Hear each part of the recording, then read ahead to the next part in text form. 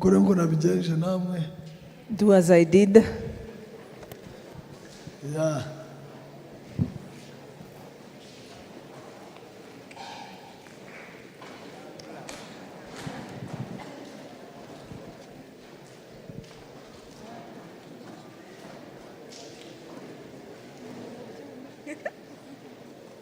Nimurangiza neza mwicare muzamukoze. Thank you. If you are done, you may be seated. Thank you.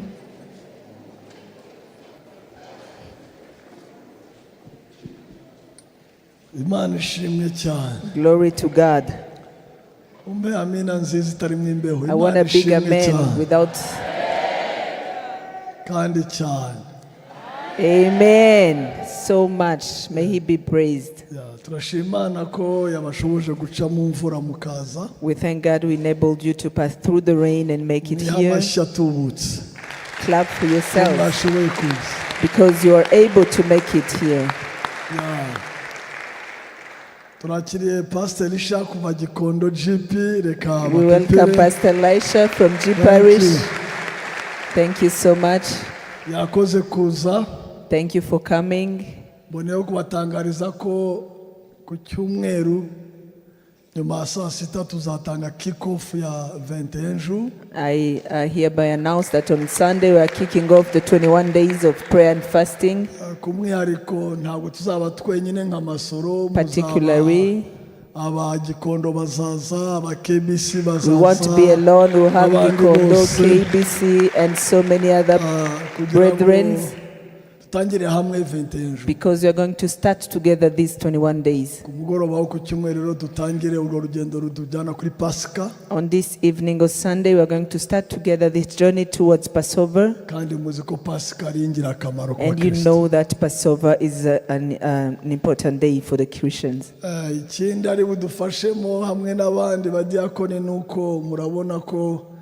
Abashumba bacu benshi badahari bagiye gufata umugongo umuryango wa princess watashye. And it's going to support us because many pastors went to support the family of Princess who went to be with the Lord. And other deacons also went there. But the work cannot stop here as well. After the preaching, he's going to support for praying for the people and laying hands. I remember in January he assisted as well. And the back was broken, but there's no problem. And I believe that today it will be better. So, murakoze cyane, reka tugende. Thank you so much.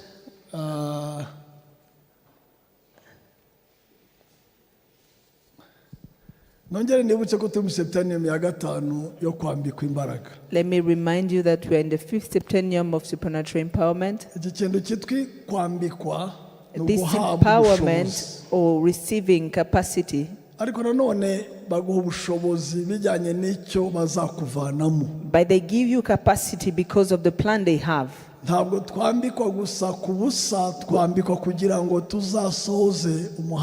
We are not only empowered just to be empowered, but we are empowered for the calling. For the calling, for the sake of the mission. Because the next septennium will be for mission.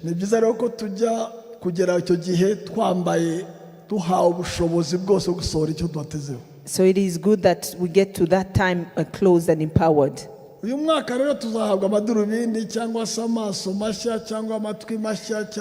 this year we're receiving new eyes, new binoculars, new ears. Things are going to be revealed and we shall know them and they will be unveiled. There is nothing that will be hidden in our midst. No one should be hidden in our midst. Everything is going to be public. And even what you're not supposed to know, you're going to know it so that you know how to behave.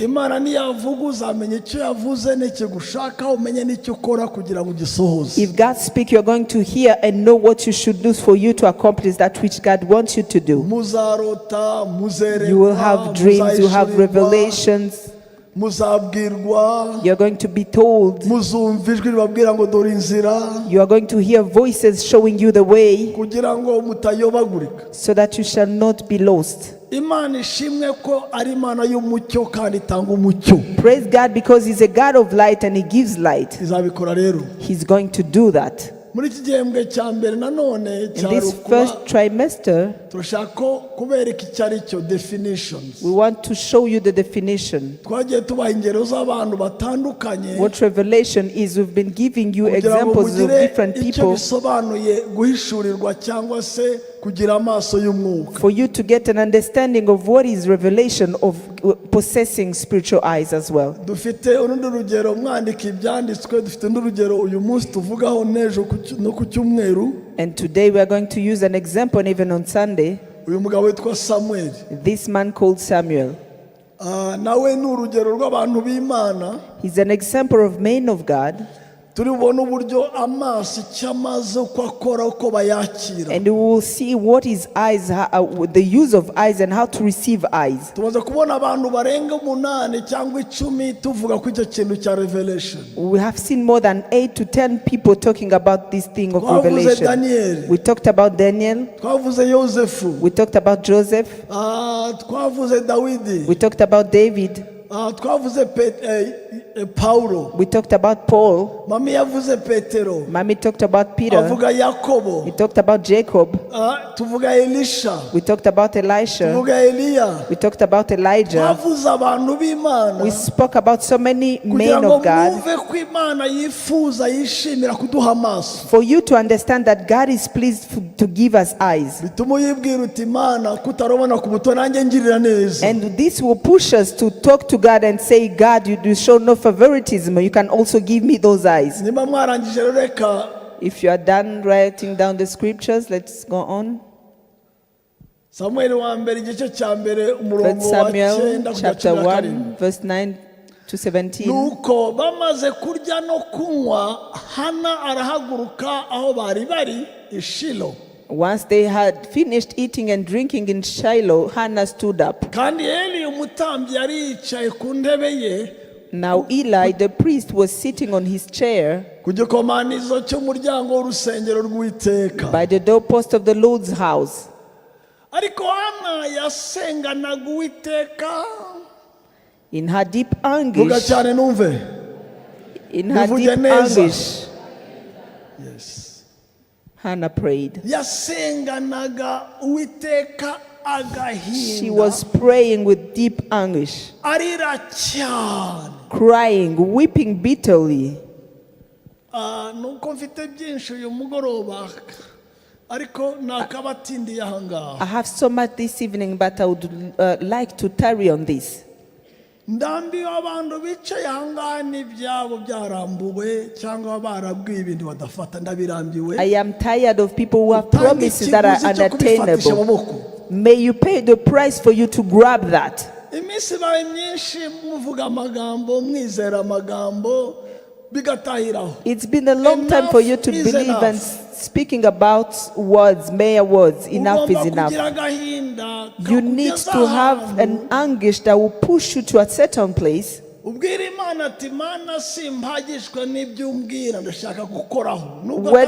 you tell God that I am not satisfied with mere words, but I want tangible to touch them.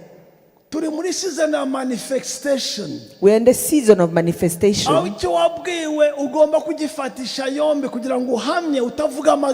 Where you should touch on that which you have been told, not mere words. Ndambiye umwanze kunyivuga hejuru avuga ngo abana bawe abitamba biriyegura Imana nanjye nzafata ibyabo bityo bananirwe bagira agahinda bakuveho. I am tired of the hoya rwose bagomba gufata ibyabo bakabifatisha yombi bakazamura ishimwe riboneka. I'm tired. Amen. I'm tired of the enemy boosting and telling me that he has taken that which belongs to my kids for the sake of discouraging them. I am really tired of that. Let's agree that you are ready to give the price until you touch what the Lord has spoken. I don't know if we get each other. ntabwo wasigara gusa usezeranijwe ukicara gutya bigasa naho ngenda umuhanuzi w'ibinyoma cyangwa se ndavuga ukuri kw'Imana kandi n'ukuri kw'Imana mbabwira. So niba Imana yarakubwiye ko uyu mwaka uzarongorwa, kuki uwicaye? Kora ibyishoboka, jya croisade, fata 7, icara, tomboka, tangaza, icyo uzi cyose gikorwa gikore, ariko uve mu bizera gusa uve mbacikira uhamye. It's enough.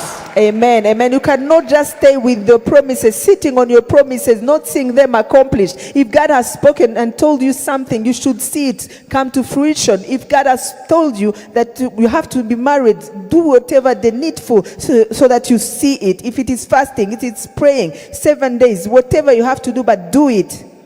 guharanira gufata ibyawe ntabwo ari ukwizera guke, ahubwo niko kwizera nyako. Fighting to get what belongs to you is not little faith, but it is the real faith. Bisabye rero kugira agahinda gahagije n'umujinya uhagije. It takes you to have enough anguish and enough anger. Ukava mu mikino. You stop the jokes.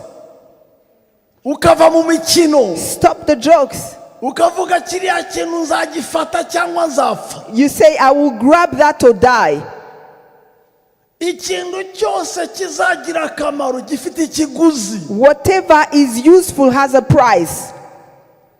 Umwana uzagira icyamara ntapfa kuza. A useful child will not come just like this.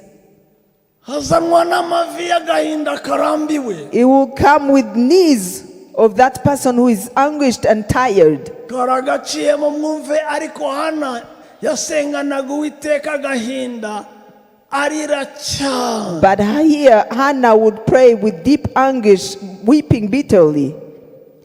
Ahiga umuhigo aravuga ati Nyagasani Nyiringabo, nureba umubabaro w'umuja wawe ukanyibuka ntunyibagirwe, ukampa umwana w'umuhungu, nzamutura Uwiteka abuwe iminsi yose yo kubaho kwe, kandi icyuma cyogosha ndekizamugera ku mutwe. And she made a vow saying, Lord Almighty, if you will only look on your servant's misery and remember me, and not forget your servant, but give her a son, then I will give him to you, and he will serve you all the days of his life, and the razor shall not pass on his head. Uzukutoroshe nagusize wanga ko gusiguru urabibona. Nuko akomeza gusenga atyo imbere y'Uwiteka Eli. And she kept on praying to the Lord. Eli observed her mouth. Kandi muri uwo mwanya Ana yasabiraga mu mutima we, iminwa ye ikanyeganyega. And Hannah was praying in her heart and her lips were moving. Ariko ijwi rye nirihinguke, nicyo cyatumye Eli yibwira ko uyu mudamu. But her voice was not heard, and Eli thought, uyu mudamu, this woman yanyoye kajyanga, must be drunk. Nuko Eli aramubaza ati uzageza he isindwe ryawe? And Eli asked her, how long are you going to stay drunk? Put away your wine. Hannah aramusubiza ati ashwi. Not so, my Lord, not so, really not so. I am a woman who is deeply troubled heart. A heart that is deeply troubled. Ntabwo nanyoye vino cyangwa igisindisha cyose, ahubwo nsutse imbere y'Uwiteka amaganya yo mu mutima wanjye. I have not been drinking wine or beer. I was pouring out my soul to the Lord. Ntukeke yuko umuja wawe ari umukobwa. Iri jambo ryaranyishe. Do not take your servant for a wicked woman. Vuga cyane. Ya, ibigoryi biragwira. Wicked exists. In other words, those who go for wine are what? They are wicked. Do not.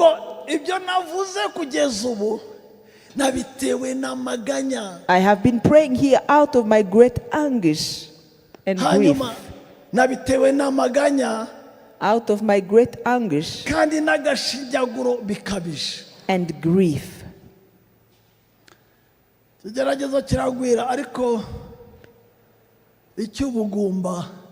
know, several tests exist, but being barren is the greatest. kirakomeye cyane ku is a buryo great one. naze nirukana umwuka mubi mu muntu I've been chasing a demon out of a person arimo undi w'ingumba cyangwa se utarabona umugisha w'urubyaro. for a person who was waiting for a child. Arambwira gutya mu masa, He told me, nubwo n'abandi n'umurozi ntabwo ngewe nanjye ntakwifuza, ntabwo nakwihanganira agahinda n'intimba n'igisuzuguro cyo kwitwa ingumba. even if I was a witch, arababazwa no kuba ingumba. I would feel sorrow for being barren. Kubura urubyaro ni ikintu kiremereye cyane gikomeye. You know, lacking a child is a great thing that is very heavy. Of course n'ibindi bibazo birahaba n'ibindi, ariko Even other problems do exist, but that one is a heavy one. amaganya n'agahinda n'agashinyaguro, Anguish and grief, kwitwa umubyeyi hanyuma wonse being called a mother, rwose ni ikintu childless. ntabwo wakwifuriza, yewe n'umwanzi wawe ntabwo You wabwifuriza. can't wish that even to your enemy. Byakabaye byiza ko rimwe na rimwe tujye dufata umwanya patikira wo gusengera abantu batarabyara. It would have been better if we take a particular time to pray for those who are still barren, waiting for children. N'amaganya no kuremererwa kubura urubyaro. Because there's a sorrow and an anguish and a grief Uyu that they mudamu have. rero arabwira umwami, ntukeke yuko ndi ikigoryi hoya So rwose. this woman was telling the priest, don't think that I am a wicked woman. Wenda wandebye unanyitirira kubera wabonye aminwa yanjye, wenda ntiwavu, ariko ndashaka kubwira Maybe you ko confused me with a ibyo drunk navuze one. kugeza ubu nabitewe n'amaganya kandi n'agashinyaguro bikabije. But I want to tell you that I've been praying here out of my great anguish and grief.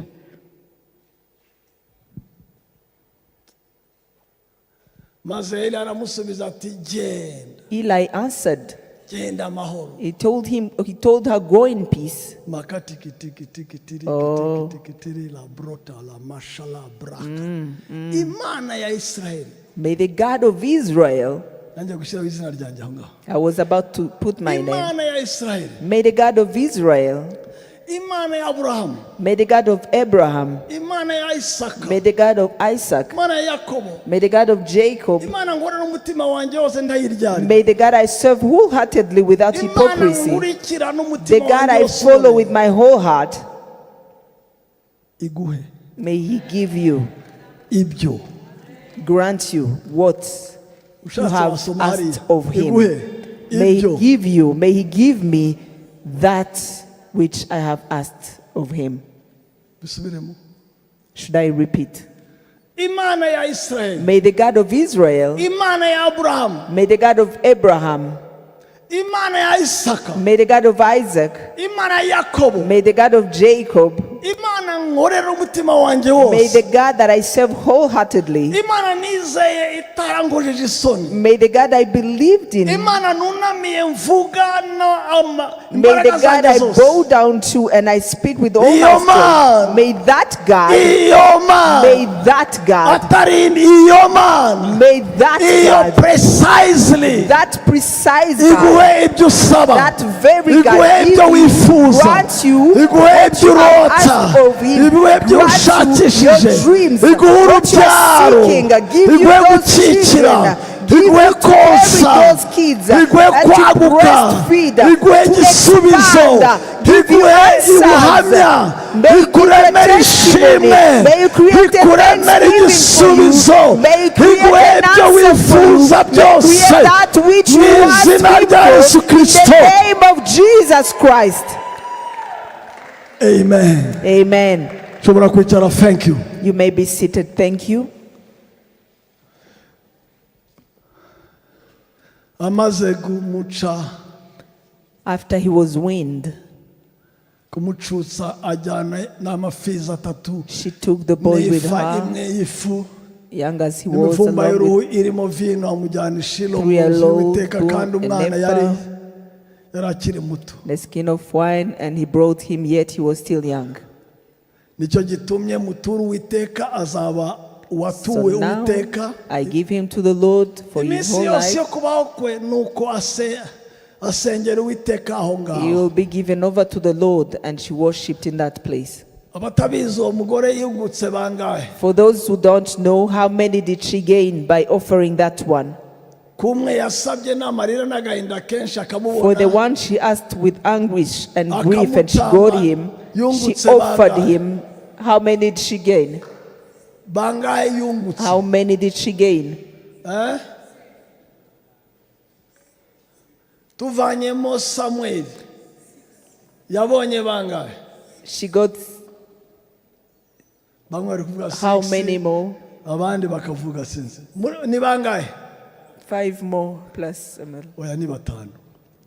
Yabonye abahungu batatu. She got 3 boys Abona abakobwa babiri atasabye. and 2 girls that she did not ask. Imana iguhe n'ibyo utasabye. May God give you even that which you did not Iguhe ask for. ibirenze ibyo wasabye. May God give you a Na bya bintu bonus. utingingiye gutungure neza Even gusa that which you did not nabyo biza mu intercede izina for. rya Yesu May He Kristo. surprise you and give that to you in the name of Ikongera Jesus ibyo Christ. wasabye May He ibikube add you gatatu more, maze inaguhe n'ibyo 3 more, utasabye and even bya give you bindi izi that you ugukeneye have mu even izina in rya the Yesu name of Kristo w'i Jesus Nazareti. Christ of Nazareth. Amen and amen. Amen. Point ya mbere rero ngiye. So this is the first point. Mu mwiherero asenga n'agahinda mu mutima niho Ana yaboneye In Samuel. the secret place where Anna was praying with great anguish, that's where she got Samuel. Nanjye nkavuga ngo hari abagomba kwihererana muri iyi minsi. And I say that some people kugira need ngo to go in the secret bafate place ibyo basabye. for them to grasp that which they have asked. Aho ngaho mwiherero In that very place, secret place, niho yagize akawunta n'Imana. that's where she encountered God, Aho niho yahuriye n'Imana. and that's where she met with God, Igira ijambo imuha. and God gave her a specific word Imubwira biciye mu kanwa k'umugaragu and wayo. spoke through his servant.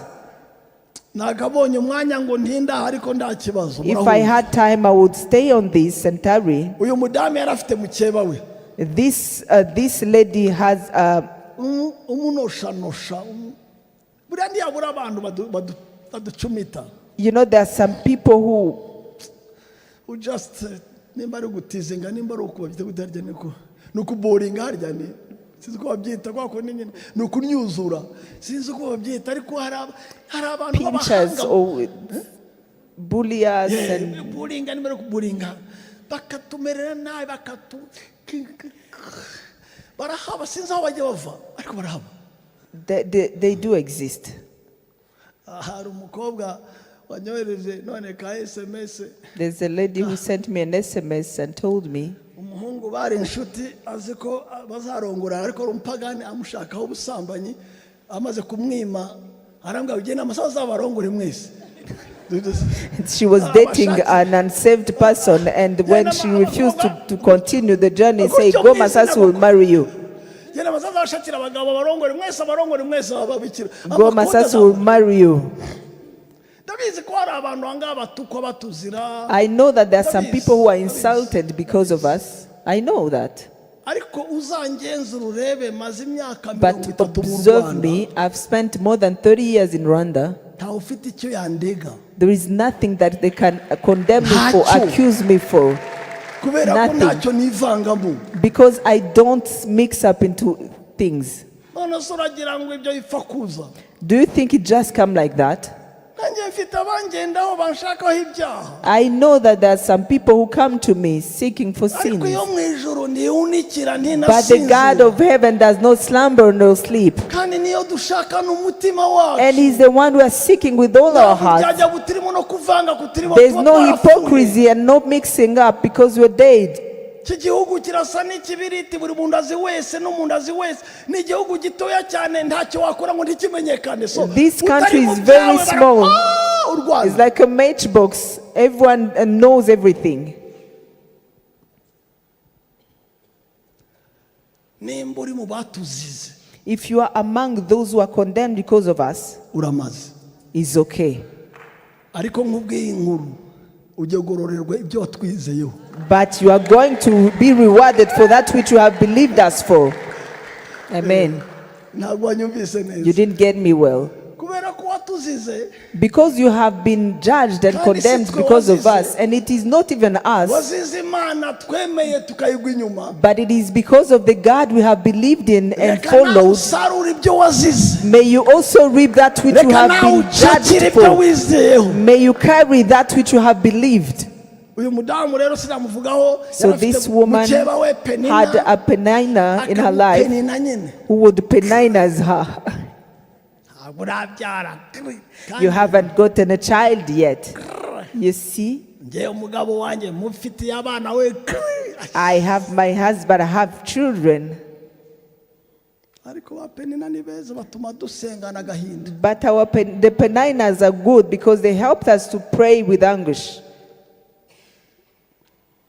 Nubwo ntawabashimira, We can't thank them, ariko hari icyiza batugezaho. but there is something good they can take us to. Umuhungu yarahagurutse arantuka. A young boy stood and insulted him and insulted me and really insulted me. Undi nawe umupapa arantuka arambwira ngo nturebe ukusa, amatama yarinjiye ntabwo ujya urya. And even another father insulted me. See yourself, see your cheek, you Urasa don't eat. n'uvugiriza, You look like someone who is whistling. wowe se wowe, arantuka.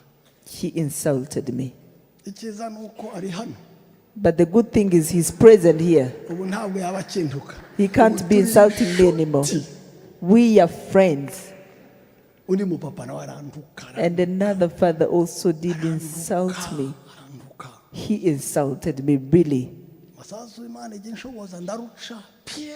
And Masasu, God helps me to close my mouth. Hanyuma amaze kuntuka, And after he has insulted me, bituma nandikira Imana ibaruwa. I wrote a letter to God. Mbwira Imana gutya. I told God this. Kuri data wo mu ijuru. To my heavenly Father. Objet. Object. Agahinda ko Subject. The sorrow of my heart. kubera ko ndashoboye kuvuga, Because I can't speak. kubera agahinda n'umujinya bingeza aha, Because of sorrow and anguish. maze kumva ibitutsi bigiriya muntu, After listening to the insults of that so and so, nanjye ndemera ko sinumva ibyo uri gukora kabisa. I really also accept that I don't Niyo understand mpamvu you. nkwandikiye ibaruwa y'agahinda kanjye. That is why I'm writing you a letter of my anguish. Hindura ubuzima bwanjye cyangwa unyice basi, Change my life or kill me. aho kuba naba igitutsi cy'abantu. Instead of being Kandi people's ibyo yavuze insult. byose ni ukuri. And whatever is spoken about, it is true. Mbayeho nabi, ncumbitse nabi, I nambaye live in nabi. the wrong way. I live in a wrong place. I am wearing the wrong clothes. I wrote pages. Ngiye kurangiza mubwira icyo nifuza. And at the end, I told him that I wish, my wish. Ndabwira gutya, I told him, basi mpa inzu ifite ibyumba nka bine nibura. give me a house with at least 4 rooms. Yari yo gukodesha, ntabwo mvuga ngo iyanjye, yo gukodesha. I wanted to rent. Mubwira ko nifuza kubona na biro iruhande, kufuza I told him to get an office at least aside, and ndasinya. I signed my ndayibika. letter and I kept it. Nyuma y'amezi 10 After 10 months, naribagiwe. I had forgotten. Nitera hejuru ndi mu nzu y'ibyumba bine n'icya gatanu n'icya gatandatu. I realized I was in a room of 4 rooms and even 5, Gifite 6, balko nini iruta nkanga, with a big balcony bigger than this ho place, gufata akayaga ku mugoroba. where I could take some break in the Sanga evening, mfite some wind. biro I iwanjye mu realized rugo. I had an office at my Nitera home, hejuru ndi mu biro byanjye mu rugo, and I would jump at my office at home. nsa n'ukangutse, And I was awakened, mbera ko nibuka ibaruwa. and I remembered the letter. I went to seek for the letter. Nandikiye ya kabiri, objet gushima. I wrote a second letter, Nawe ugire subject inyandiko ebyiri. thanksgiving. I pray that you may have the second letter. Samuel wa mbere kabiri. 1 Samuel 2:22 to Icyo 26. gihe Eli yari ageze mu zabukuru, yumva ibyo abahungu be bakoreraga Abisirayeli Now bose, Eli was very old, heard about everything his sons were doing to all Israel, kandi nuko basambanaga n'abagore bakoraga ku muryango w'ihema ry'ibonaniro. and how they slept with the women who served at the entrance of the tent of meeting. Yep. Garura 23.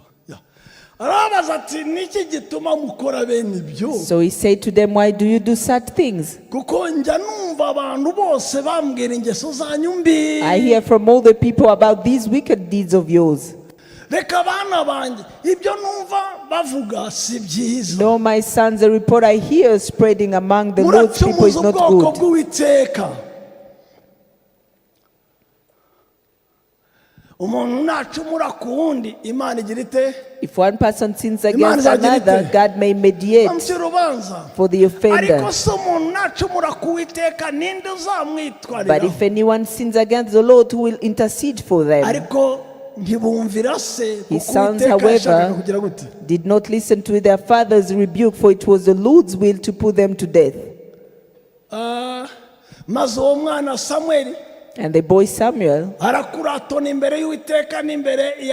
could continue to grow in stature and in favor with the Lord and the men. So this is my second point. The Lord wants disciples. He wants an army. He wants holy young people. He wants fathers. He wants mothers who are like what? Who are holy, good and holy. Good and holy ones. God wants disciples, an army, holy young people who can replace quickly those who defile his house. And me, I'm asking you, just ask yourself the question and answer. Would you be one of those or not?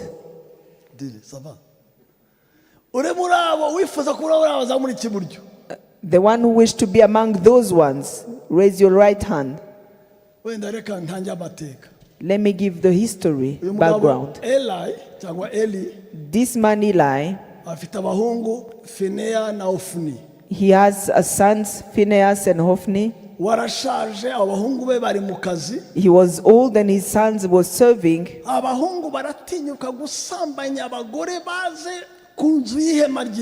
They dared to sleep with women who come to the interest of the tent of the meeting, the house of God. They would take forks and take the meat before even caring about. They are despising the house of God. They are behaving anyhow. They are defiling the house of God. They would commit adultery in the house of God. They would slander in the house of God. They would hate each other in the house of God. They would steal in the house of God. They would lie in the house of God. They would bring poison in the house of God. And Eli came to know that. He called them, my children. What I hear, is it true or not? He said, oh, old-fashioned, let go. These things,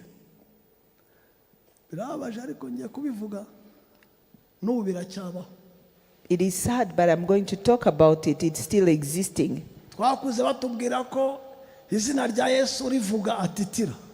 We grew up, they were telling us that to speak about the name of Jesus, you'd tremble. But when we see sins and the pagans in the house of God, it is so sad. You know, there are greater pagans in the house of God that are even more than those who can do worse things than those outside. People are familiar to God, they joke with Him because God is no longer burning people. I don't know. So these young men were familiar with the things of God. They would commit adultery, they would sleep with women, they would despise the offerings of God. hari umuhungu kera ducurangiraga ahantu akajya muri boîte bwacya mu gitondo akaza kuri keyboard atari hano ariko ahandi muri tugifite church ya Bangladesh. We used to have a church in Bangladesh, and there was someone who used to come and play the keyboards. Yet he spent the night in the nightclub. He would eat onions so to hide his smell. And there's one who used to come also sit there behind and take young ladies here. And he brought back 2 young ladies in the world, taking them from the house of God. One of the 2 that he made backslide, he came to talk, she came to talk to me, and I looked for him. And I used to take him as my own son. I put him in the prayer room, my prayer room. I told him, you young man, what they say, isn't it the truth? He cried. He told me that they are lying. He's innocent.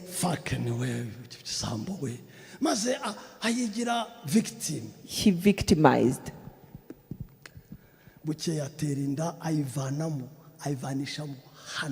And then the following days, he had impregnated a lady, and they aborted. So the meeting called him.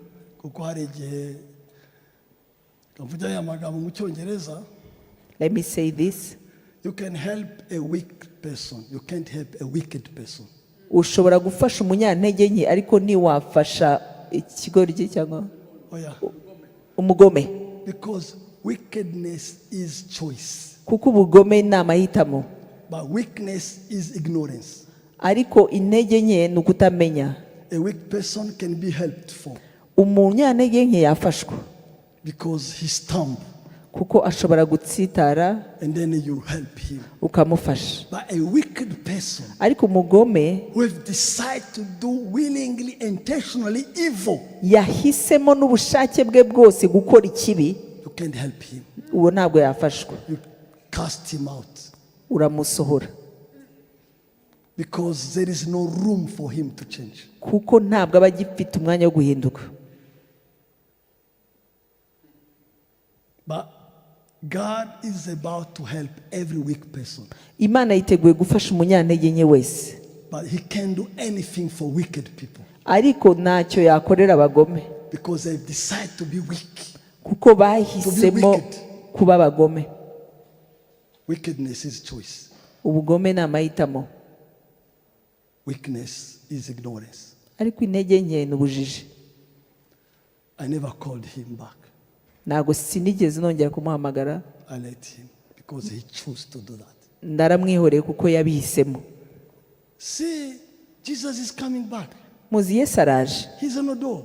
Ari ku rugi. Bible says, Bibiliya iravuga ngo there's a sinner sin more. Abanyabyaha barushaho gucumura. There's a holy sanctify more. N'abera barushaho kwiyeza. There's gonna be no middle way. Ntabyo hagati na hagati. Everybody will be in a corner like this. Buri wese azaba muheza nguni. I become professional sinner. Azaba inzobere mu gukora ibyaha. I become professional fearing God. Nanjye undi nawe agahitamo ati nzaba inzobere mu gutinya Imana. Ofni and Phinehas were wicked people in God's house. Bari abagombe mu nzu y'Imana. And yet they were sons of a high priest. Nyamara bari abahungu b'umutambyi mukuru. I will talk about that. Ntabwo Imana yampaye amahirwe yo kuba umwana wa pastor. God did not give me the chance to become a son of a pastor. Ntabwo papa yari pastor. My dad wasn't a pastor. Na mama ntabwo yari pastor. Not even my mom. Mama yari lejo de Marie ukunda ishapure na Bikira Maria na Bibiliya ariko yari my afite Bibiliya yera. mom used to love the Bible and Mary, and she had the Bible. That's where I learned to read the Bible. Maze gukizwa. After I got saved, nari nzi ko barokore bose ari abera. I thought that all the Christians were holy. Nabonaga umuntu afite Bibiliya nkumva haleluya mwene data. I would see someone with a Bible and say, hallelujah, my brother, my sister. Oh my goodness. Aba bandi. Oh my goodness. Imana ishimwe ko yita ku nzu yayo ikayikubura Praise God because He takes care of His house and cleans it. Otherwise, aba bana babiri b'abahungu these two sons bari mu nzu y'Imana in the house of God, basambanira ku marembo y'inzu y'Imana, sleeping with women in the entrance of the tent of the house of God, Imana bakahindura nothing, despising God and making nothing of Him.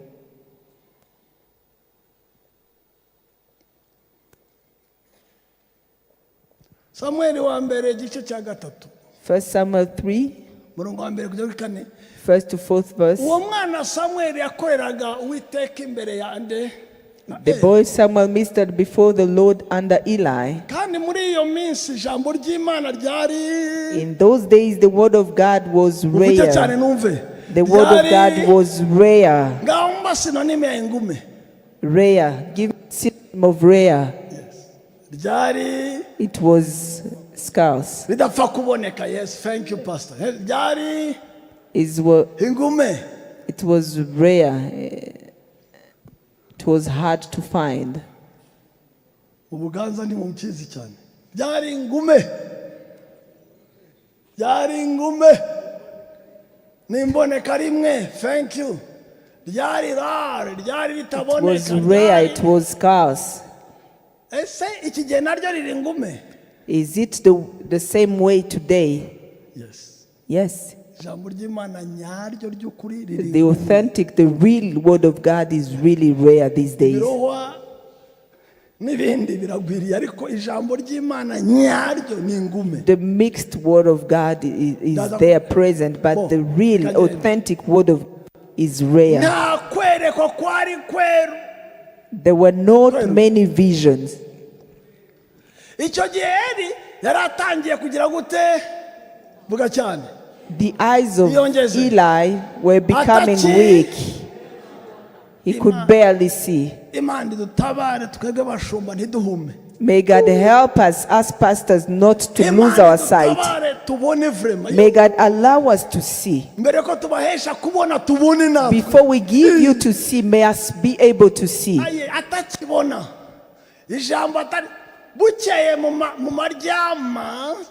One night, when he was lying in his usual place, the lamp of God had not yet gone out, and Samuel was lying down in the house of the Lord where the ark of the Lord was. The Lord called Samuel. Samuel answered, "Here I am." How many times did he call? 3 times. And where would he go? He would go to Eli. Why? Because he didn't know how to do. Yes, Daddy, you want me? And the other would say, "I didn't call you." Then after understanding, he said, when you hear the voice again, say, "Here I am, Lord, speak," and your servant is listening. That man was starting to lose sight, but he was still sitting on the chair, on the position to cover and help a young man. You know, you can even be helped by someone who has been cast out. Here I am.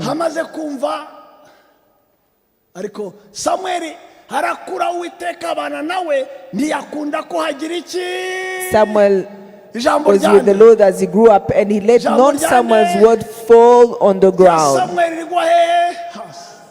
None of his word would fall on the ground. Imagine if God gives you a guarantee that none of your word will fall down on the ground. Are you happy for that, yes or not? My question. Don't you see any calamity with that? No danger with that? icyo uzavuga cyose If God tells you whatever you speak about kizasohora, will come to pass, nta kizagwa hasi. there's nothing that shall fall on the ground. Ni umugisha cyangwa harimo Is it na a danger? blessing or it's accompanied with a danger? Bo, nta danger irimo n'umugisha gusa, nta Only blessing, no danger? ko mutansubiza se. Just answer me.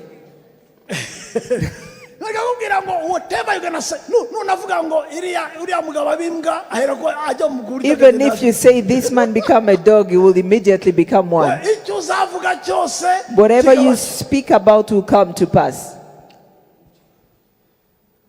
Number 1, Firstly, byagusaba iki? what will that take you? Imana ivuze ngo nta jambo ryazagwa hasi. What would that require you if God Uzavuma says, nzavuma. if you N'umuvumo curse someone, I urakaye, will curse. bizagenda. If you N'umuvumo- curse while angry, if you curse, nta maaksida yaba, no nta accident, maaksida yaba. no accident. Hari abo mwakwica vuba, You will kill people so hari abo quickly. umuntu yakorera cyenda ugapfa nabi agahera ko buri kintu shaka wamara abantu kwe. You are going to kill people. Imana ivuze ngo every of If God says that, nimba hari n'ibyifuzo itinda kudusubiza tukazishima kera ko yabitwimye.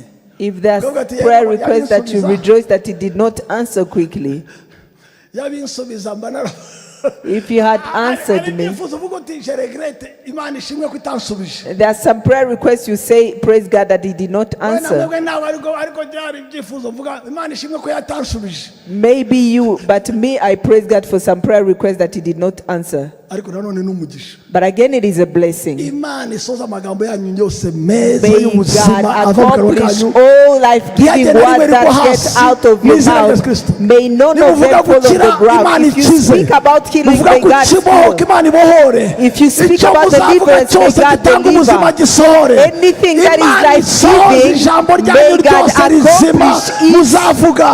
May God accomplish Imana each itange good ubuzima word butazi that ubuzima. you give. Amagambo yanyu areme atange your ubuzima, words amagambo bring yanyu asoze. life. May your Amagambo God- yanyu your agire words imbaraga mu izina rya Yesu bring Kristo. power in the name of Jesus Christ of Nazareth. Hallelujah.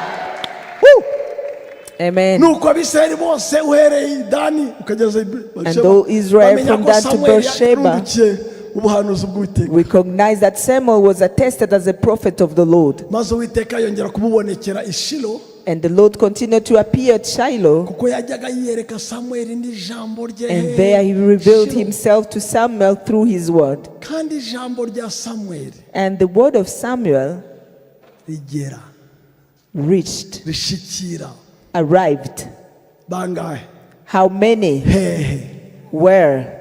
Imana impe ubuntu. May God give me that Ijambo grace. ryanjye That ry'ubuhanuzi my rigera ku word of Banyarwanda prophecy may get bose, to all the ku Rwandans, batuye isi bose. Thank you all for those who support. live in the Imana world. Thank you for ishimwe nanjye support. impe May bose. God be praised and give me that grace, Abanyarwanda bose bose that n'abanyamahanga all the bose Rwandans and foreigners, bagire ijambo ry'ubuzima.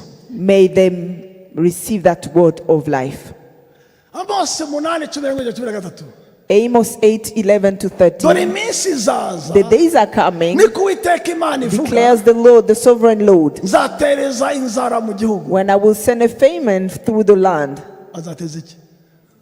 Hehe, Famine through the land. uzayiteza ninde? Who will cause it? Turabyumvikanyeho. We agree on this. Iminsi izaza niko Uwiteka ivuga, nzateza iki? I will send a famine through the land, Noneho atanga precision. and this is Ntizaba precisely ari inzara y'ibyo kurya not a famine of food or cyangwa inyota yo gushaka amazi, thirst of water, ahubwo but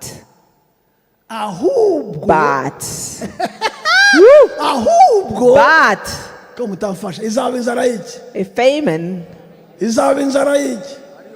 of hearing the words of the Lord. Amen. Iyi nzara ntabwo This Dr. famine, Shaka yayisubiza. Iyi nzara nta Dr. depo Shaka ikora. cannot answer. Iyi nzara ntabwo social This yayitabariye. hunger, the social, inzara cannot provide to nta eat. muceri n'amavuta There's no rice and oil to quench it. inzara ntabwo iva kuri satani iva ku This Uwiteka. hunger comes from the Lord. dore iyo minsi izaza ni ku Uwiteka Imana ivuga nzateza inzara mu gihugu, ntizaba ari inzara y'ibyo kurya cyangwa inyota yo gushaka Not a amazi, famine of food or a thirst for what bad, but izaba inzara y'iki? a famine of yo kumva hearing the words of amagambo the Lord. y'Uwiteka. Amen. Hapana kumva amakuru, Not listening to news, hapana kumva amateka history, not history, kumva amagambo yande but hearing the words of the y'Uwiteka Lord. Imana. Buretse kandi rero bazagira And bate, bazagira bate people mirindi jambo will stagger, kandi rero bazajya gute, and people bazajarajara will mirindi stagger, jambo will wonder, bazazerera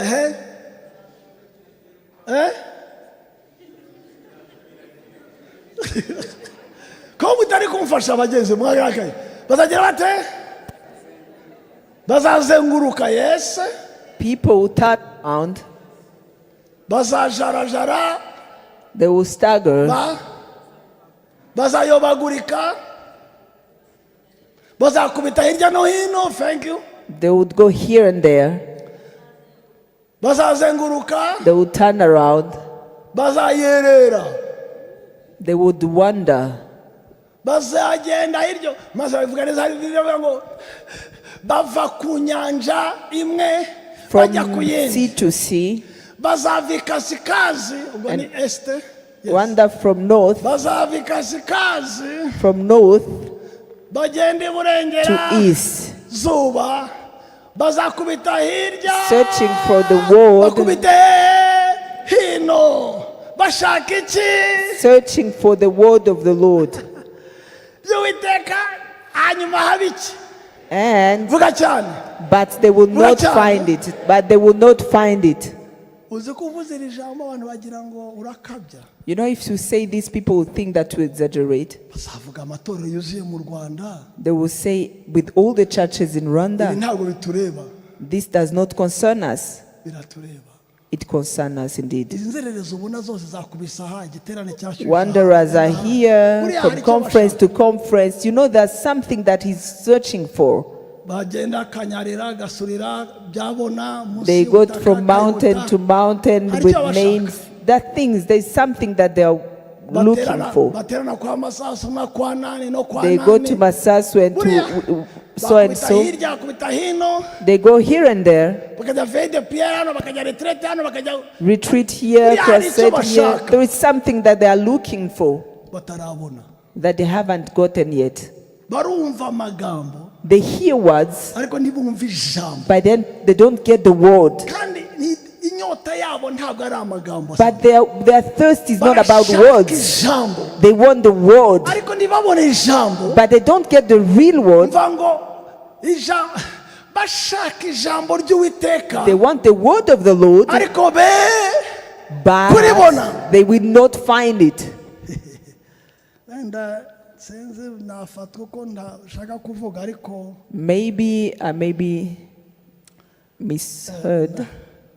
naratangaye mu minsi yashize, najyaga kagera ahantu ukabona pastor bamuhaye ijambo ryo kubwiriza, I was surprised to get to a place they give a word to a pastor. akavuga ngewe ndakora ibitangaza, He say, I do miracles. agasoma iverisi imwe cyangwa ntanayisome, You read a verse or not even, agakora ku bantu bagwa n'abahirima, and would touch on people and people would fall down. hakaba akajagari bose bakavuga amen, And there's disorder, they say amen. bagataha. They go back home.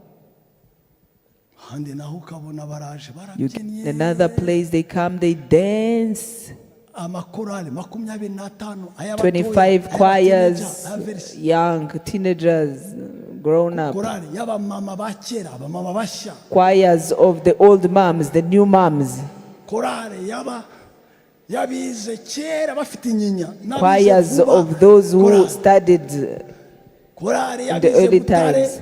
Choir of those who studied in Huye. na korali yabize SFB. And the choir of those who Bari mu started in church. SFB. korari y'abapapa nka papa gashagaza n'urungano Choir rwe, of Papa Gashagaza and the kontre like. korari n'abamajizere, buri muntu muri kaye ya korari, And the choir of those like Mama Giselle. hakaza korari ya papa gashagaza, hakaza korari ya mama Gisele, hakaza Choir korari ya of Mama Serge, Gashagaza, choir of Mama Giselle, choir of Giselle and bavaho hakaza korari ya Yani, Serge and umwuzukuru Moses. wabo Yani akaza nawe na Grace, choir korari of Yan and Grass. cheza we, hakaza korari y'abatini, Choirs hakaza and korari choirs. y'abatoya, Choirs of the ubwo young Ekodimi choir. ntiraza. You know now Ekodim is not yet there. hanyuma yaba saa saba ibura 15 And when it is about to be 1, bakavuga a quarter to 1, they would say, turahamagara uvuga ubutumwa aza tubwiriza, we are calling the preacher to come and preach to us. bakabwira abantu afite ibita 15. You have 15 minutes. ibi ntabwo mbihimba pe Masasu. I am not inventing this. agahagarara aho ngaho He would stand there, bakamushyira mu kabogisi gutya, put him into a box, agasoma Bibiliya, read the box, agafata silabisi ibipapuro nka 20, take like a 20 pages syllabus akabisoma pra pra pra, and ingingo ya read mbere, through none maze rero, first point, second maze rero, point, iki and gihe muri aya mateka habaga iki, this story, this is what would happen. Korenti yari ibirometero 150 uvuye aha. And from Corinth to this place, there were 15 kilometers. icyo gihe ururimi rwabaga rwitwaga gutya. And the language that was there was this one. urabwira umukecuru wa Karangazi, You are telling an old woman of Igihe Karagazi about Greek and hanyuma akavuga, Hebrew. dusenge, And he would say, let's pray. agafata urupapuro And he would take his notes, agasoma isengesho, data wa read twese wo mu ijuru, the word, the prayer, our Father in heaven. mugataha. Let's go home. abantu barashonje, People are so hungry. bameze nabi, They are so hungry. ijambo, They want the word of God. ubuzima, They want life. bashaka kugaburirwa, They want to be Barashaka- fed. bashaka kumva impumeko y'Imana, They want the inspiration of God. kumva ibyanditswe, They bashaka want to understand the scriptures. gufata no gucakira, They want to catch barashaka the icyabahindura, revelation. They want barashaka- something that may transform their lives. Niho rero usanga bamaze ibiterane byose, That's how people are wandering from crusade to crusade, amakonferanse yose, conferences to conference. akamara imyaka 30 ntahinduka, And he spent 30 years without changing kubera ko akeneye ijambo ry'Imana, because he nyaryo needs niryo the word rimuhindura. of the Lord that is going to Apana transform him. amagambo, Not ijambo. mere words, but the word of God.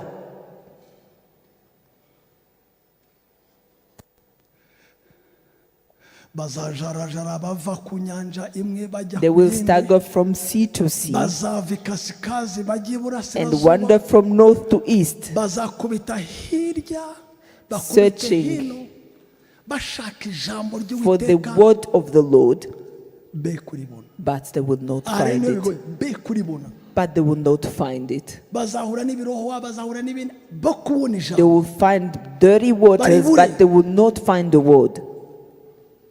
aka kanyishe cyane, uwo munsi inkumi nziza, In that day, the lovely young woman, ahangaha ntabwo ubwira abakobwa ngo byamene kuko ntabwo ari byiza, I am not telling the women to say amen because it is not good. inkumi nziza, The lovely young woman, mumbe irindi jambo ry'inkumi nziza, the beautiful young woman, abakobwa beko muri mutima, abakobwa biza bo muri worship team beautiful woman of worship team, n'ahandi, uyu munsi inkumi nziza the lovely young woman bo muri worship team, of worship teams bo muri departement ya jeunesse, and department of youth, bo muri teenager, and the teenagers, bo muri youth, in the youth, inkumi nziza lovely young bo muri women, class, in the classes, bo muri gitifu, in the executive inkumi class, nziza, lovely young woman, inkumi nziza lovely young women bipodo amasaha 3 muri sadebe, who make themselves up for 3 hours in the bathroom.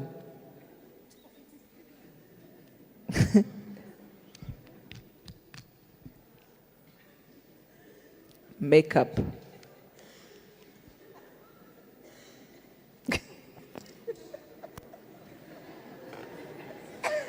inkumi nziza.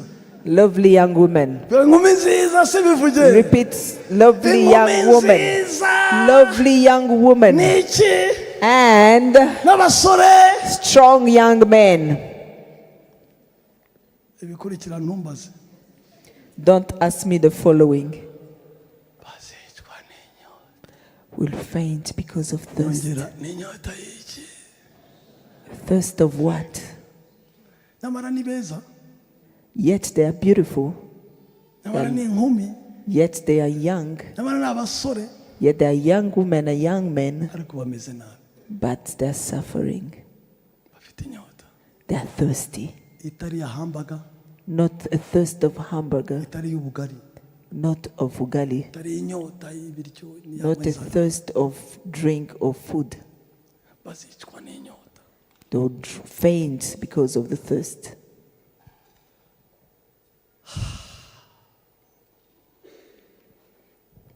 I had a conversation with a young lady in this house. If she's following me, I want to tell her that I'm happy. We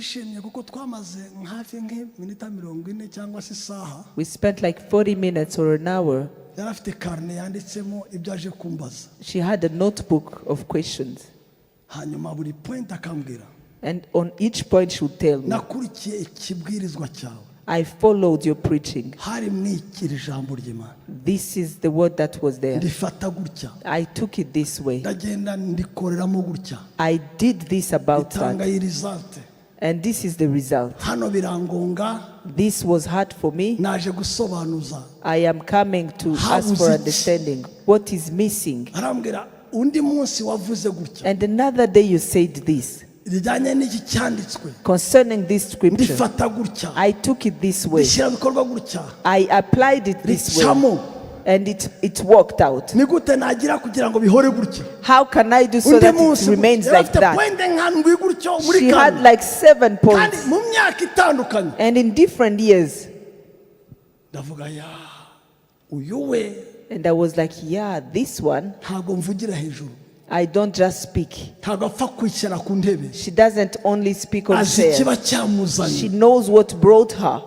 She will take the word with the roots. Do you know people who stand in front of me looking at me, not grasping anything? It's not here. Sri Lanka and the like. There's nothing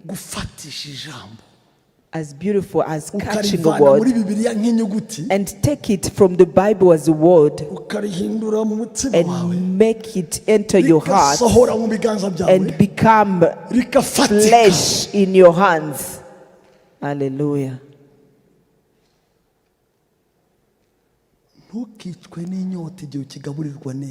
Don't faint of thirst, yet you are still being well fed. Ijambo ry'Imana nyaryo rirabuze. Imana irashaka abigishwa ingabo urubyiruko yatuma mu bwoko bwayo n'ijambo ryayo kuri. Ariko benshi bageze bate? The authentic word of God is scarce nowadays. God is looking for disciples, for an army, for youth he can send to his people with his true authentic word. But many are distracted with worldly things. And others are ungovernable and wanderers, with no true spiritual leadership that can usher them into God's way. May God help you so that you will not stagger and wonder, that you may catch that which he wants you to know.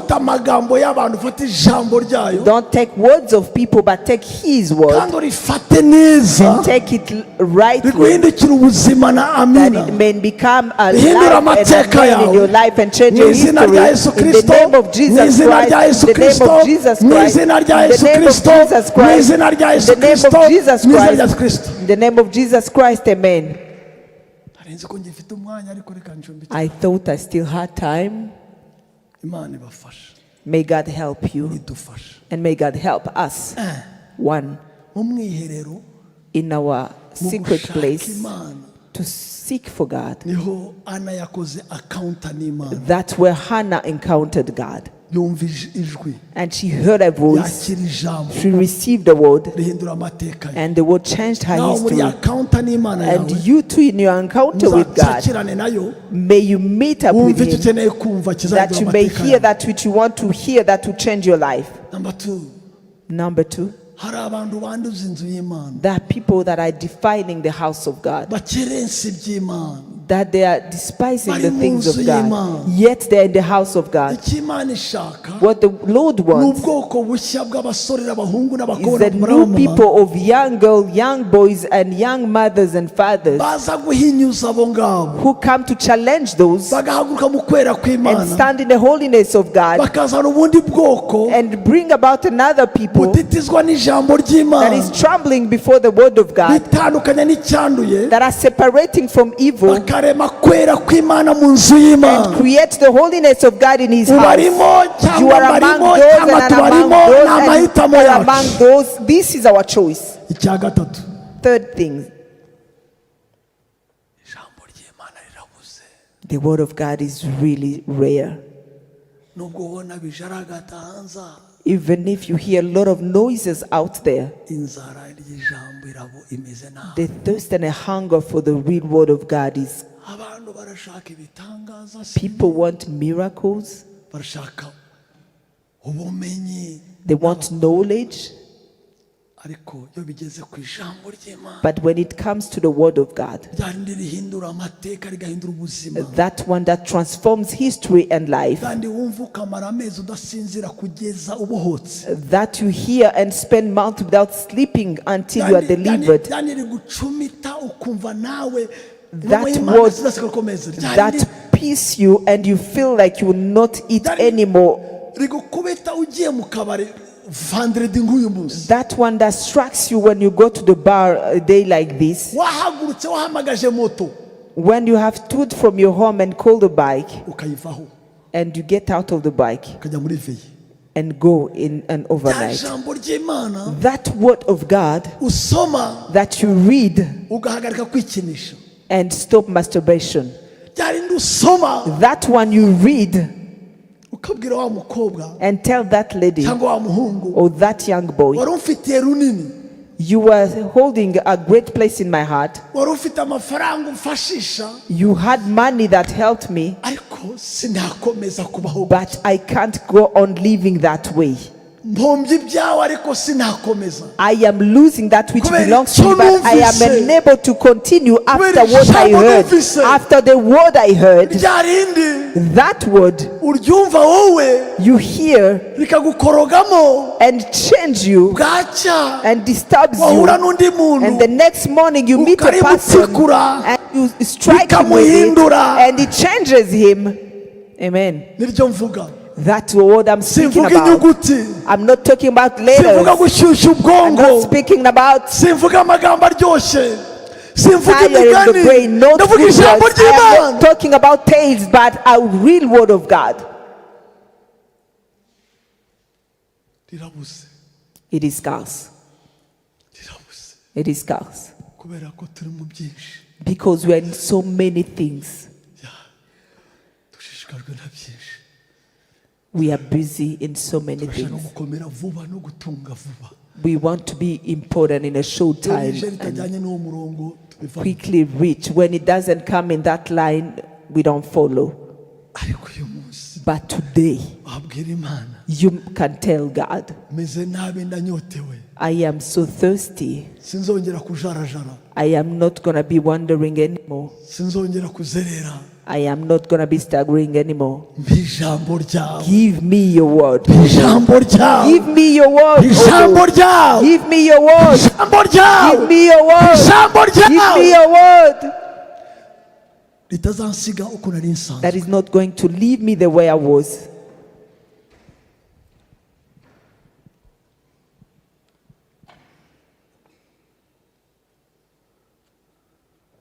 Imana nemeye The God I accepted ikampindura amateka, to change my history kamara imyaka 40 n'ingahe itarampemukira, and spend more than 40 years nkayikurikira faithful to me, nkennye I followed him poor, ikamfasha singwe, and he helped me not to backslide.